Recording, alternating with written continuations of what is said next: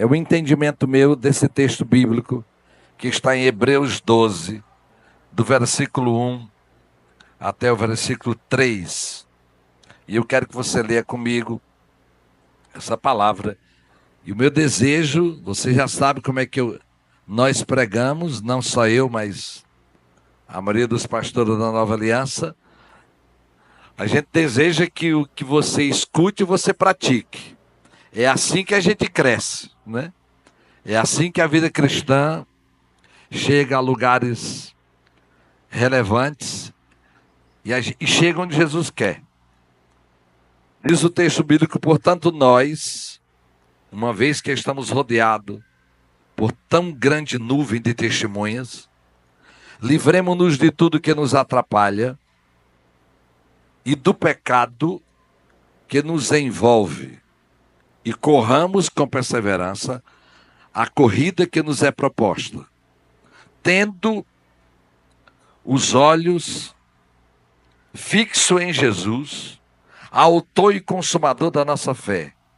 Ele, pela alegria que lhe fora proposta, suportou a cruz, desprezando a vergonha, e assentou-se à direita do trono de Deus. Pense bem naquele que suportou tal oposição dos pecadores contra si mesmo, para que vocês não se cansem, nem se desanime.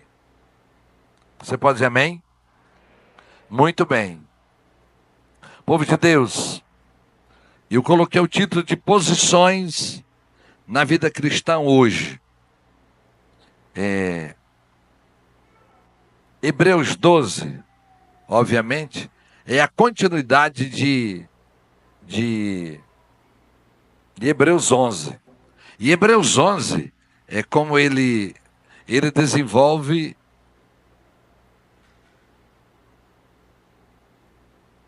os heróis da fé. Ele relata cada um deles de como eles viveram em fé. Quando chega no capítulo 12, e essa carta foi escrita para todos os cristãos hebreus que viviam dispersos. Depois do ano 70 da nossa era, quando os romanos dominaram Jerusalém, agora foram embora, expulso todos os judeus com medo, e assim foram os judeus que agora eram cristãos. E nessa caminhada, a gente não sabe aonde se reunia um grupo grande deles, mas o fato é que Deus escreveu uma carta para eles, e a gente não sabe quem foi o escritor, mas o autor foi o Espírito Santo. E ele agora, depois do capítulo 11, que ele descreve todos os heróis da fé, agora ele diz à igreja, aos hebreus, se você olhar o último versículo do capítulo 11, ele diz assim: mas nós, porém, o 11, Deus havia planejado algo melhor para nós, para que conosco fossem eles aperfeiçoados. Ele coloca um elo na corrente da fé. Ele diz, esses que vieram antes de nós, quis Deus que agora nós pudéssemos ser aperfeiçoados olhando para eles. Obrigado aí, no versículo 40. E ele agora diz, portanto nós, o versículo 1, portanto nós, uma vez que estamos rodeados por uma tão grande nuvem de testemunhas, então o autor aqui, ele nos situa. A ideia é de um estádio grande, com jogadores lá dentro, ou com alguma coisa acontecendo. E a figura de linguagem é como nós cristãos, se fosse um futebol, que não era na época, uma multidão. Maracanã já comportou 200 mil pessoas, hoje menos. Se fosse alguma arena de luta, como era comum, ele diz, tem uma nuvem de testemunhas olhando para nós. E o primeiro entendimento nosso, irmãos, hoje, é que essas posições na vida cristã hoje, a primeira posição nossa é dar bom testemunho. Diga comigo, dar bom testemunho. Toque em quem está ao seu lado aí e diga, dá bom testemunho. Ok? O testemunho, irmãos, é o que eu deponho com a minha própria vida. E preste atenção, eu sei que você está prestando atenção, mas me dê um pouco de atenção para isso. Isso foi um valor muito grande na minha vida cristã. Ok? Nós, os cristãos, de 40, de 50 anos atrás, nós não vivíamos para agradar homens, mas a gente se preocupava em não atrapalhar a fé de uma pessoa que ainda não andasse com Deus. Isso era dar bom testemunho. Então, você já me viu dizendo várias histórias disso. De que o desafio nosso era não ser instrumento de tropeço, de escândalo na vida de uma pessoa, impedindo assim que ela conhecesse Jesus. Então, além de Deus, dar bom testemunho era não escandalizar o evangelho. Eu tive ovelha, irmão Severino, pai do pastor Edson, ele levava tão a sério isso, que ele dizia para Deus, Deus, se algum dia eu for escandalizar o evangelho para alguém não te conhecer, Senhor, me leva antes. Não faça essa oração não, tá bom? Não vai começar a morrer gente. Faça não. Ok? Mas diga, Senhor, eu quero dar bom testemunho. Amém? Irmãos, hoje meu genro, ele deu uma palavra aqui, que o desafio da liderança evangélica é que a gente tenha dons e que tenha caráter. Então, essas duas coisas formam um crente. A gente vai buscar os dons de cura, de revelação, de profecia, de milagres, de fé. Mas nós vamos também buscar caráter, ter vergonha na cara, numa linguagem bem direta, pagar conta, dar uma palavra e cumprir. Irmãos, e você já viu alguém dizendo, ei, eu não faço, não vou pedir para você levantar a mão não. Você já viu várias pessoas dizer, eu não gosto de fazer negócio com crente. Eu não gosto de fazer negócio com crente. Sabe por quê, irmãos? Primeiro, porque o diabo vai tentar fazer com que uma pessoa viva o que ela crê, o que ela prega. E não adianta você dizer assim, mas não é para olhar para mim não, é para olhar para Jesus. Não, irmãos, as pessoas vão olhar para nós. É nós que vamos discipular, é nossa vida que vai ajudar essa pessoa. Com Deus, a gente se recupera relativamente ligeiro. Mas, irmãos, quantas pessoas atrapalharam a vida de outros porque não se preocuparam em dar um bom testemunho. Diga comigo, misericórdia. Então, esse mundo humanista, egoísta, irmãos, nós precisamos pensar que se eu caminho com Jesus, eu sou parecido com Ele. Amém? Eu vou ser parecido com Ele. E a Bíblia diz que a nossa palavra é sim, sim, não, não. Então, há muita gente que acha que a relação dela é só com Deus. Não, irmãos. Um dos símbolos do cristianismo é cruz. É relacionamento vertical com Jesus e horizontal com as pessoas. Não, eu vivo para agradar a Deus. Não, irmão, se você vive para agradar a Deus, você respeita pessoas. E o texto está dizendo que tem uma nuvem de testemunha de pessoas que estão nos olhando. E talvez você nem saiba que elas estão te olhando, mas elas estão nos olhando. E que ela não saiba que você é cristão, como eu, pastor Jesus e algum de vós, que onde a gente chega, a pessoa sabe que a gente é crente. Nessa cidade que não é cidade tão grande. Mas olha aqui, sabe o que é o desejo do meu coração? É no dia que essa pessoa lhe conhecer, no dia que ela levar um carro para consertar e ela não souber que é um crente, que essa psicóloga foi atender, ou que você estiver na escola fazendo negócio. Que quando ela lhe conhecer mais de perto, ela glorifique a Deus pela mudança na sua vida. Aleluia! Diga comigo, bom testemunho ajuda o evangelho a andar para frente. Essa semana eu lembrei dessa história, porque eu fui lá no Recife, foi a reunião dos pastores da Nova Aliança de Pernambuco e da Paraíba. Lá já tem 12 igrejas. Diga, dá um glória a Deus aí. Aí, e agora lá já tem muito Mateus, esse supermercado, né? E o seu Wilson Mateus, nós trabalhamos juntos.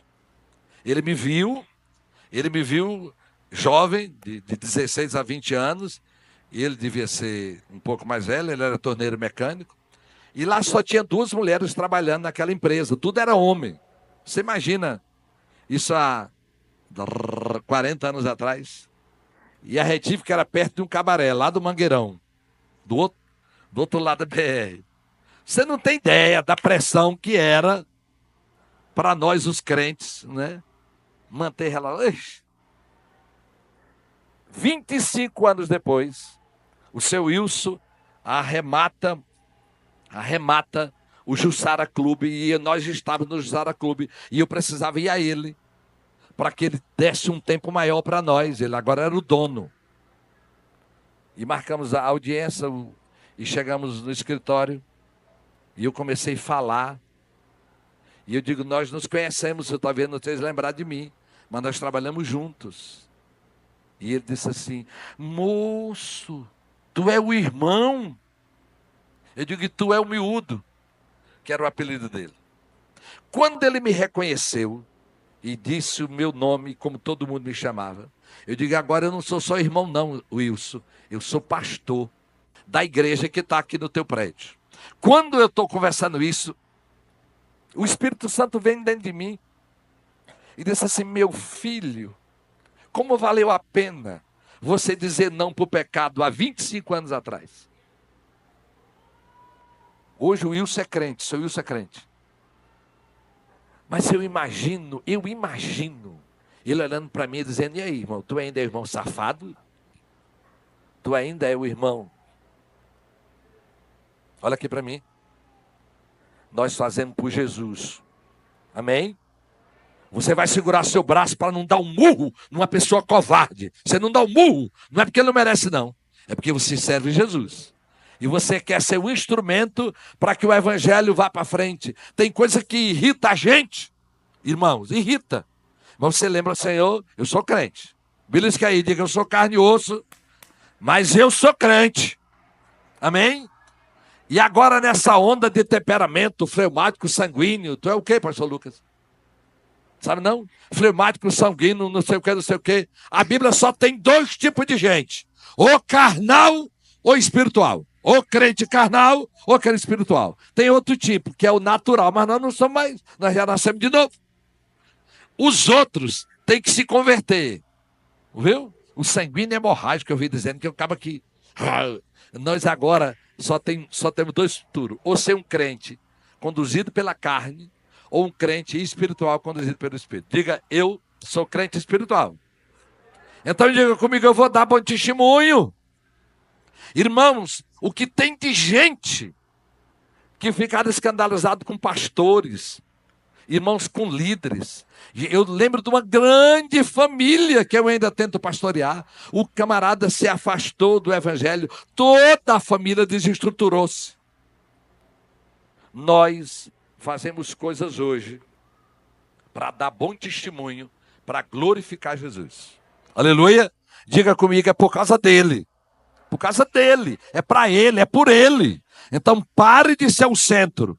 O texto bíblico olha os heróis da fé, e se você ler o capítulo 11, você vai ver tudo que eles viveram. Perderam tudo. Eles agora, nós, tem uma nuvem de testemunha rodeando e olhando para nós. E nós vamos dar bom testemunho. Aleluia. Para que no dia que Deus visita essa pessoa, ele não lembre, eu conheci um crente enrolado, quase acabou com a minha vida. Não, ele vai dizer, eu conheci um crente que me ensinou coisas. Eu conheci uma crente. Você pode dizer amém?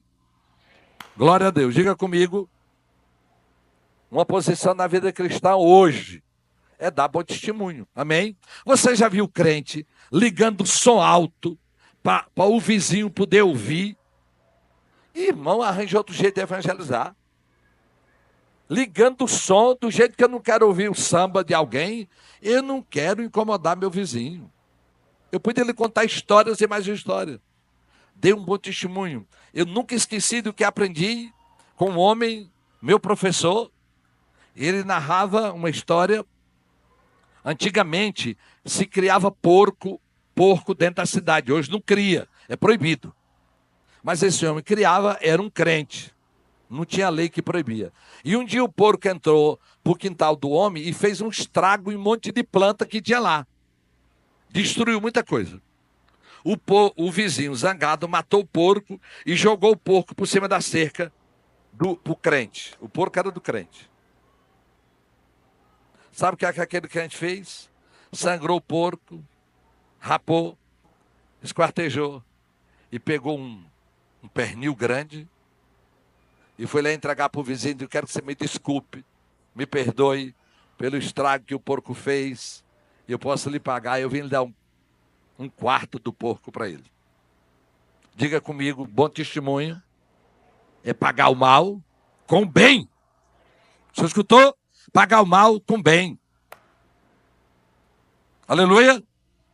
Talvez você esteja dizendo aí, rapaz, mas pastor, ser crente é para ser besta desse jeito. É. Porque desse jeito a gente glorifica a Deus. Desse jeito alguém vai saber que nós temos Jesus Cristo dentro de nós, mandando em nós. Aleluia. Não é por a pessoa, é por Jesus. Uma posição nossa é dar bom testemunho. Talvez ninguém esteja vendo. No trânsito, do mesmo jeito, irmãos. Do mesmo jeito. Em qualquer lugar, eu vou agir como um bom cristão. Como um bom cristão. Amém?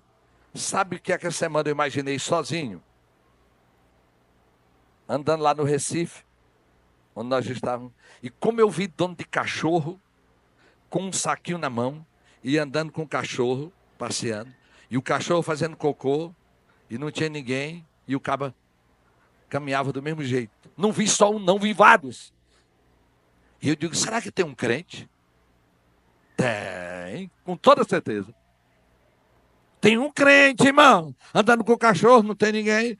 O cachorro defeca na calçada onde pessoas vão pisar, onde criança. Irmãos, põe a mão na sua consciência. Dê bom testemunho. E bom testemunho é quando ninguém está lhe vendo, moço. Bom testemunho, alguém pode ver, mas meu pai está me vendo, eu vou andar correto. Você pode dizer amém? Você já me ouviu dizendo aqui, gente desse pastor, você acredita que fulano se sujou com tão pouco? Eu. Quer dizer que com muito ele pode se sujar? Oxente! Quer dizer que com muito. Pastor fulano se sujou com 2.000, quer dizer, com 20.000 podia se sujar? Não, irmãos. Eu tenho um Deus a quem sirvo e eu não vou atrapalhar a fé de ninguém. Aleluia! E eu vou dar bom testemunho de que eu conheço a Jesus. Vamos lá. Segunda coisa do texto. Irmãos, ele diz assim, o versículo 1. Portanto, também nós, uma vez que estamos rodeados de uma tão grande nuvem de testemunha, livremos-nos de tudo que nos atrapalha. Agora, a primeira coisa dá bom testemunho. E o texto vai falando de tudo que nós podemos fazer. Ele não está falando ainda de Deus. Ele diz, livremos-nos de tudo que nos atrapalha. Essa frase dessa posição, ela está em uma versão assim, livremos-nos de todo peso. Outra versão diz, livremos-nos de todo embaraço. Quem já criou galinha aqui? Galinha. Você não criou? Você lembra de pinto que se embaraça, enrola e cai? Por alguma coisa, aquele é embaraço. Na língua castelhana, uma mulher grávida, e uma mulher o quê? Embaraçada. Quer dizer, quando a mulher está grávida, em espanhol, é embaraçada. Quer dizer, ela está limitada. A outra versão diz assim, aquilo que nos atrapalha, aquilo que é peso. Porque ele vê a vida cristã como uma corrida. Ninguém corre carregando peso. É leve, o tênis leve, a roupa é leve. E ele diz daquilo que nos atrapalha. Então, 3 figuras de linguagem que os tradutores da Bíblia traduziram. Livremos-nos de tudo que nos embaraça, ou livremos-nos de tudo que é peso, ou livremos-nos de tudo que me atrapalha, que me limita, que me impede de ser um crente hoje. Olha aqui para mim. Quem tira os embaraços é você, quem tira o peso é você, quem se livra de tudo que nos atrapalha somos nós. Amém? Nós não vamos responsabilizar Deus por aquilo que não é responsabilidade dele. Aqui é nós. Eu vou dar bom testemunho, sou eu. Eu vou pedir ele para me ajudar. Mas agora sou eu que vou me livrar do que é que me atrapalha. Aqui não é o pecado ainda, eu vou chegar no pecado. O que é que me atrapalha? O que é que me embaraça?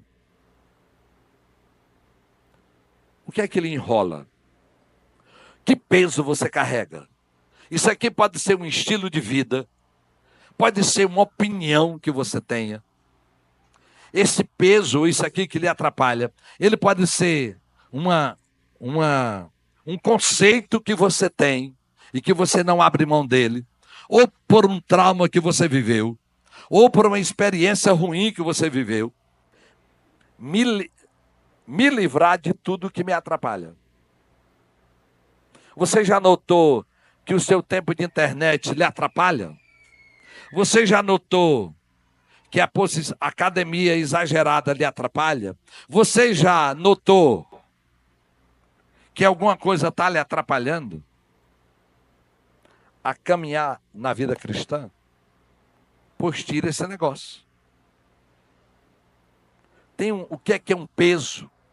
Então, se é algo para perdoar, se é algo para recomeçar, se é uma opinião, o que é que lhe atrapalha? Talvez o seu trabalho exagerado, ele é prioridade da sua vida. Um conceito. Converse com você mesmo, converse com o Espírito Santo, converse com a sua liderança. Como é que a gente sabe que uma coisa está me atrapalhando? Quando ela é um impedimento para que eu avance. Talvez ela seja a organização, talvez ela seja o administrar do tempo. Diga comigo, Senhor, me ajuda a me livrar daquilo que me atrapalha. A segunda coisa, a terceira,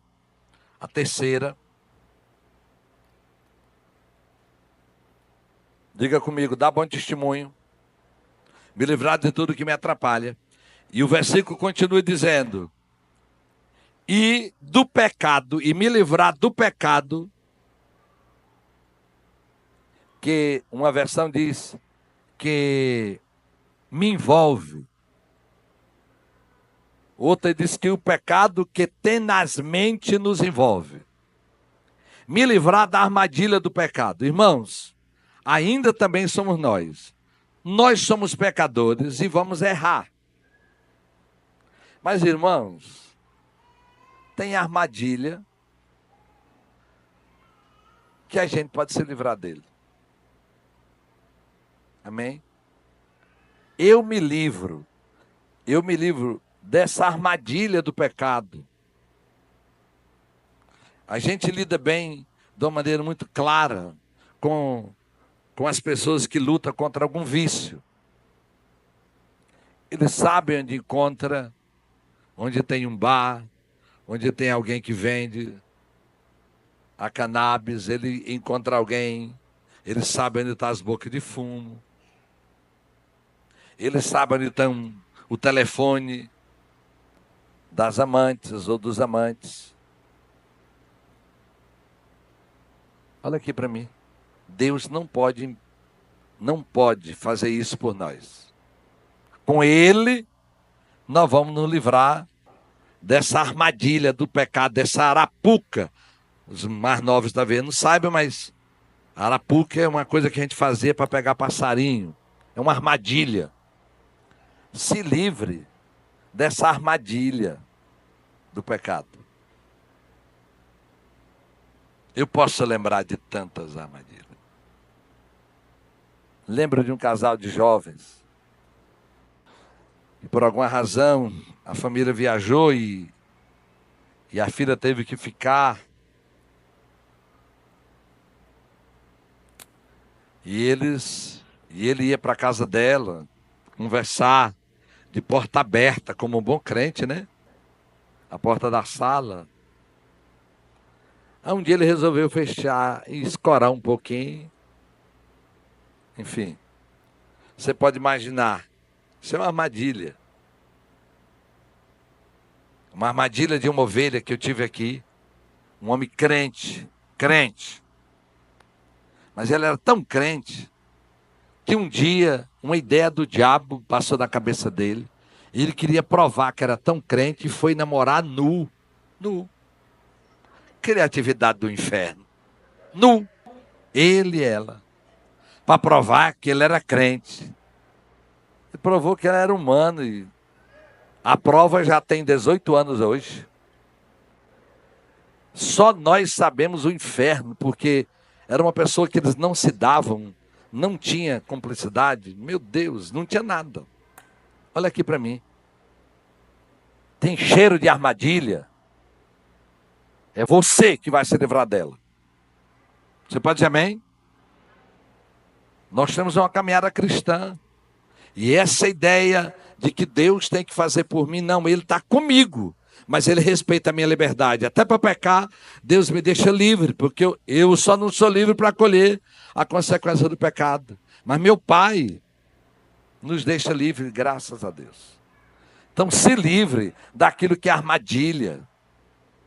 Uma pessoa que caminhou conosco, apareceu na internet, uma faculdade de um curso superior, que podia se... umas armadilhas do inferno, meu irmão. Que podia se formar lá num curso superior, com outros cursos que ele tinha, que não dava respaldo. E no dia que ele foi receber o diploma, a Polícia Federal estava lá. Longe daqui, embora more aqui. Que vergonha, irmãos.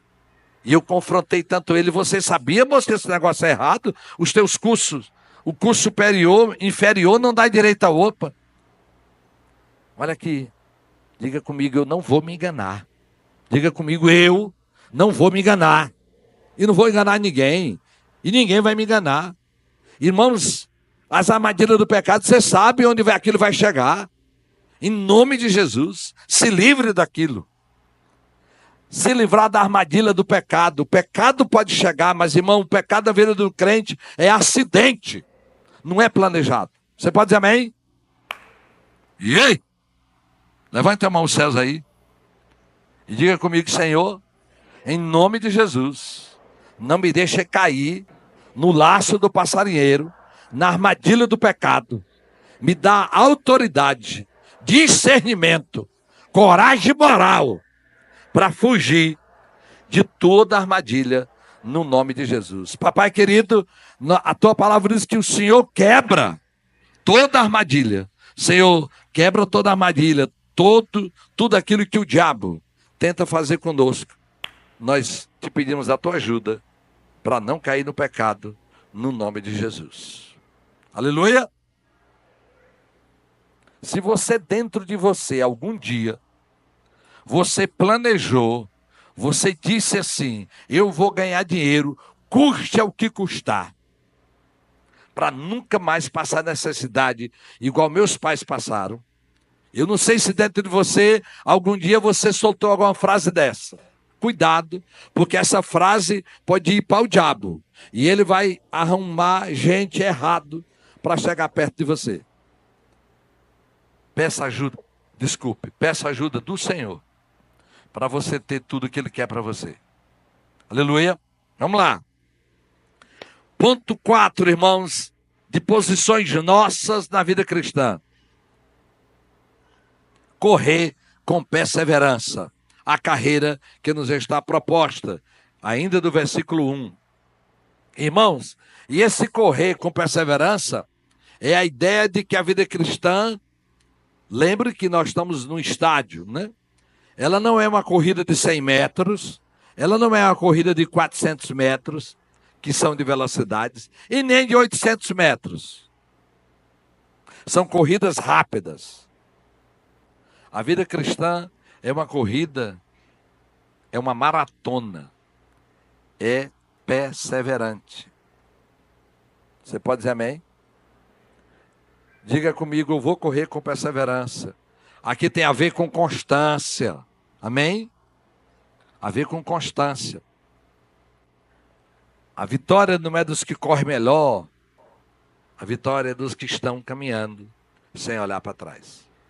A vida cristã é isso. E agora, é como se o Espírito de Deus dissesse que a maneira que eu tenho para me livrar, a condição que eu tenho, melhor dizendo, para dar bom testemunho nessa vida cristã, a condição que eu tenho para me livrar de tudo que me atrapalha, a condição que eu tenho para me livrar da armadilha do pecado, para correr com perseverança, ele diz no final do versículo, manter o olhar em Jesus Cristo.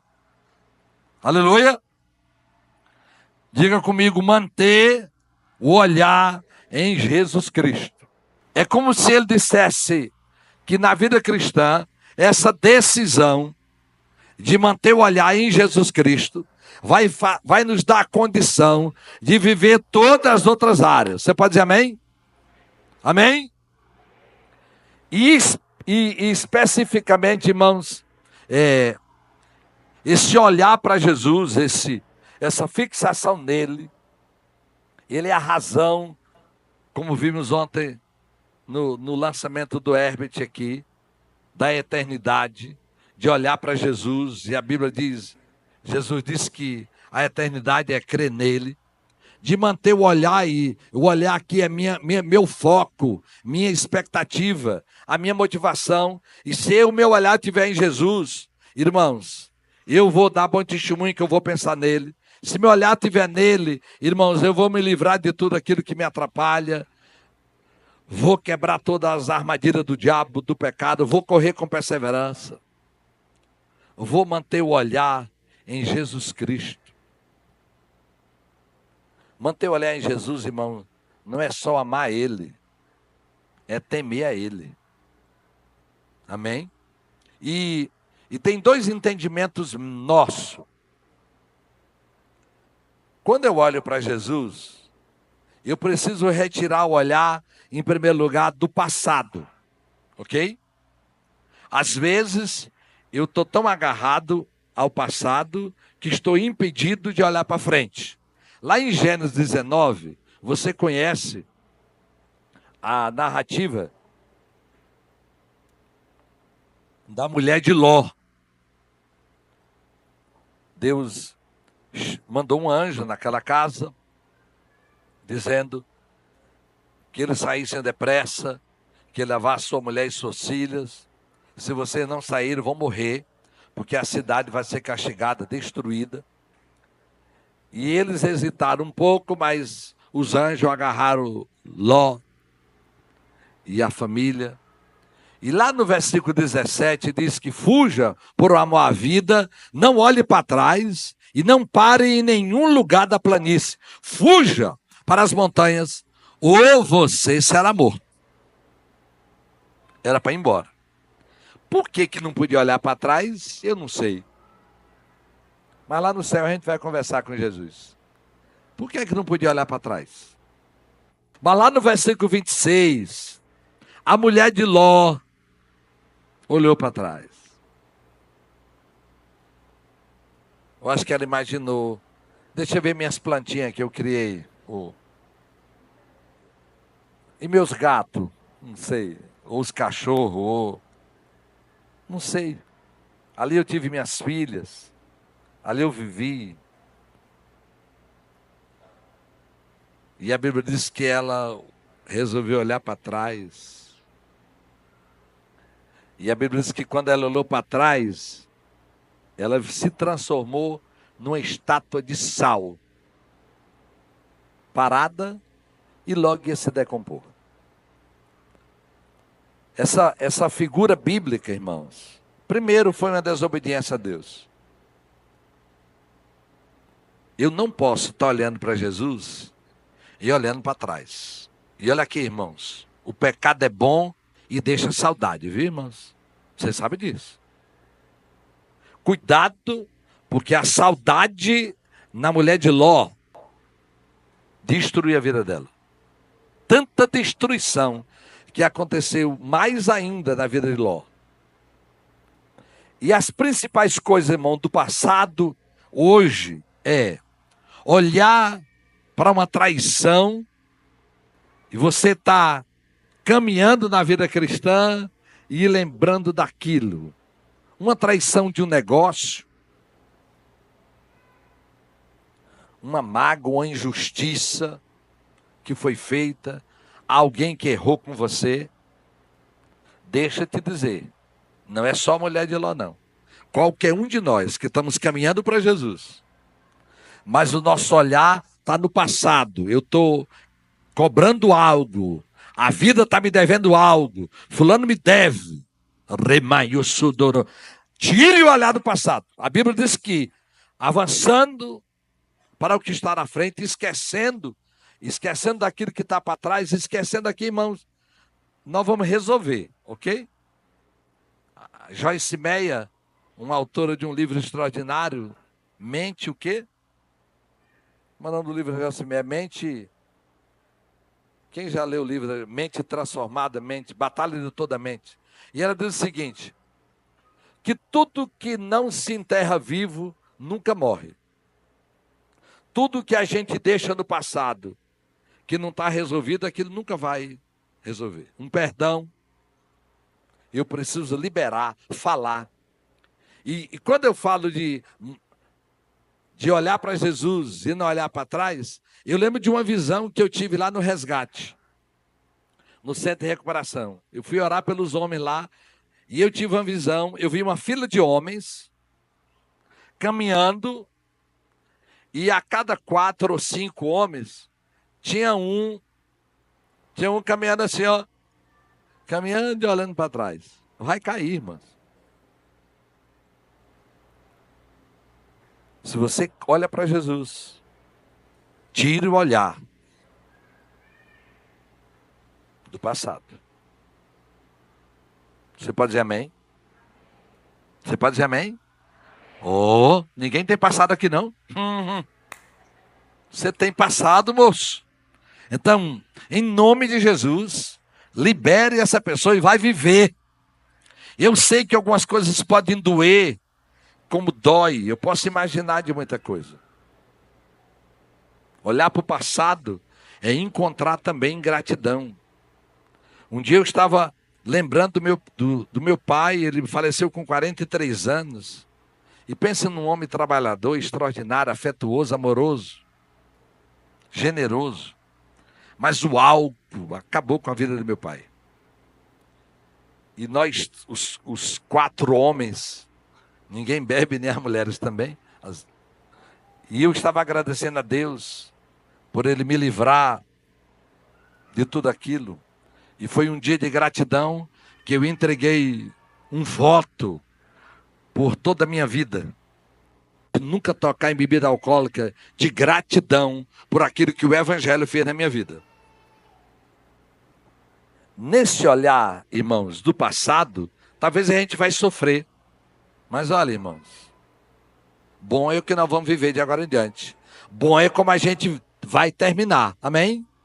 Então, em nome de Jesus, o passado para nós pode ter sido vergonhoso. Eu lembro, meu pai não conhecia meus filhos, e muito menos netos. Meu Deus! Tantas coisas que eu vivo hoje que ele não viveu. Mas, irmãos, nós estamos caminhando para frente. Amém? Nós estamos olhando para Jesus e com Ele tem um futuro novo. E eu acho que a máxima de alguém não olhar para o passado foi eu orando com um rapaz que sofria muito por não ter sido criado pelo pai dele, biológico. E eu não sabia quem era o pai dele. E quando eu estou orando por ele, o Espírito Santo disse: mande ele agradecer por não ter sido criado pelo pai, porque senão ele seria igual ao pai. Eu digo: meu filho, Jesus está dizendo aqui para tu agradecer, porque tu não foi criado com teu pai, que senão tu ia ser igual a ele. Meu filho, quem era teu pai? Ele: pastor, meu pai era gente ruim demais. Eu digo: Eu não estou dizendo que toda coisa ruim no passado foi boa, mas eu estou dizendo que Deus vai transformar ela em boa. Aleluia! Deus vai transformar ela em algo bom. Sua mãe, por acaso, por alguma circunstância, gerou você com alguém que não lhe criou, pois agora você vai gerar direitinho. Amém? Aprenda algo. Você está olhando no passado? E olha aqui para mim. Todo olhar do passado que não se resolve, se repete. Se você não perdoar, se repete. Se você não resolver, vai repetir. O cachorro do teu pai, você vai ser outro cachorro irresponsável hoje. Desculpa aqui. Estou falando do meu, não vou falar do teu, né? Olha. O erro de sua mãe, se você não corrigir, você vai repetir. Se você não perdoar. Por isso, eu não posso caminhar olhando para Jesus e botar meu olhar para onde nunca vai mudar a minha vida. Ele vai na frente. Ele já é o nosso futuro. Aleluia. Ele é seu futuro. Aleluia. Ramayossudo. Ele é o nosso futuro.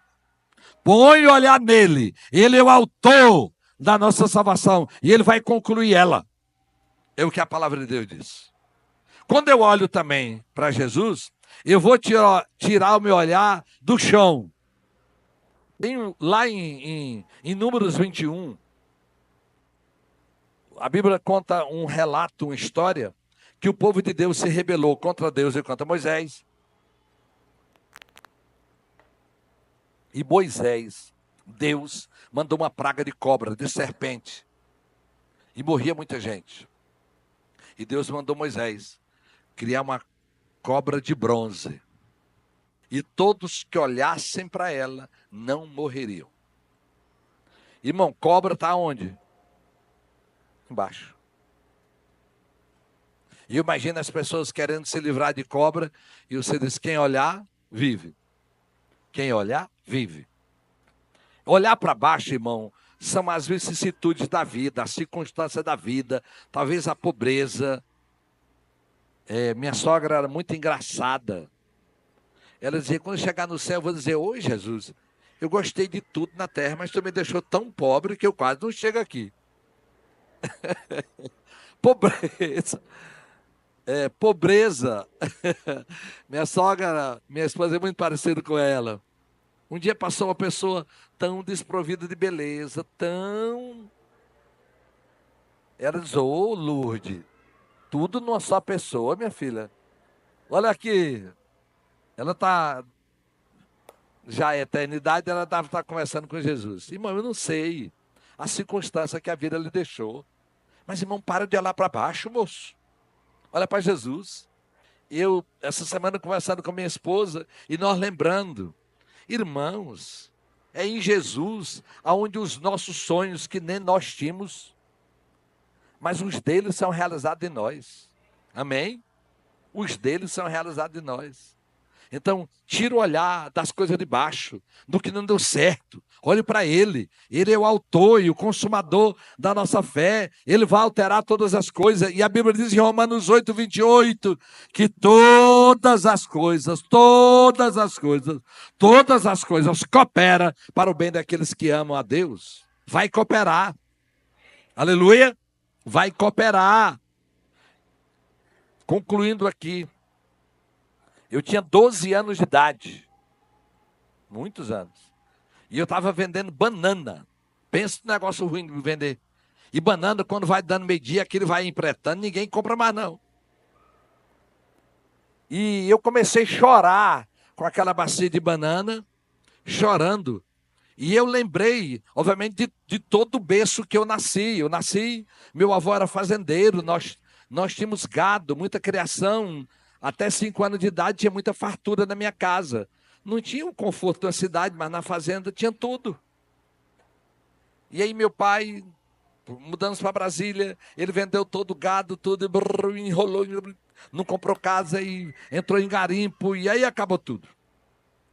E nessa época estava lá eu vendendo banana, vendi tudo. Que era Deus me treinando para ser pastor. Eu vendi tanta coisa ruim, e hoje eu vendo o melhor produto que é o evangelho, e é de graça. Então, Deus me treinou. Aleluia. Irmãos, e com aquela coisa de banana, eu comecei a chorar, e disse assim, no murmúrio, o culpado disso aqui é meu pai. Eu já era crente, batizado. Eu falei aquilo para quem? Para Deus. 35 anos depois, na nova aliança, eu estou orando um dia, é como se o Senhor pegou aquela oração daquele menino crente de 12 anos e trouxe, e ele me disse, meu filho, o que seu pai não conseguiu lhe dar, me ajudou a formar o homem que você é hoje. Aleluia. Deus estava dizendo, aquela desgraça ruim, a necessidade. Ele estava dizendo, dificilmente seu coração seria parecido com o meu. Dificilmente você teria misericórdia de pobre. Dificilmente, ele foi começando dizendo muitas coisas. Que esse passado ruim cooperou para eu ser o homem de Deus que eu sou. Se cooperou na minha vida, vai cooperar na sua, crente. Em nome de Jesus, para de mamar e tapioca e beber cheio. Para disso. Bom é o que o Senhor está gerando na sua vida. E Deus não desperdiça nada. Deus não desperdiça nada. Tire o olhar de baixo. Levanta o olhar para Jesus. Porque a terra não tem nada para nós, irmãos. Isso aqui vai pegar fogo. Nós estamos caminhando para o céu. Põe o seu olhar em Jesus Cristo de Nazaré. Ele que destruiu as obras do diabo. Ele é o nosso Senhor, é o nosso Salvador. E nós vamos passar a eternidade com Ele. Aleluia. Eu não sei quantas pessoas, e vem aqui no meu ouvido, tem gente reclamando pela casa que mora há muito tempo. Pare de reclamar. Comece a orar. Tudo que é motivo para reclamar é para oração. Diga, Deus, eu não gosto de morar aqui, mas eu quero te agradecer que eu tenho um chãozinho, estou conseguindo pagar aluguel. Senhor, me dá uma casa. Não sei, veio dentro de mim aqui. Põe o seu olhar em Jesus de Nazaré. Se coloque em pé, por gentileza. Aleluia! Glória a Deus. Coloca aí o título, o primeiro, meu filho. O título. Diga comigo, posições na vida cristã hoje. A posição principal é olhar para Jesus. E olhando para Ele, nós vamos dar bom testemunho. Amém? Nós vamos nos livrar daquilo que nos atrapalha. Nós vamos nos livrar da armadilha do pecado. Nós vamos ser constantes na vida cristã. Nós vamos manter o olhar em Jesus. E não vamos olhar para o passado, nem para baixo. Vamos olhar para Ele, que é autor da nossa fé.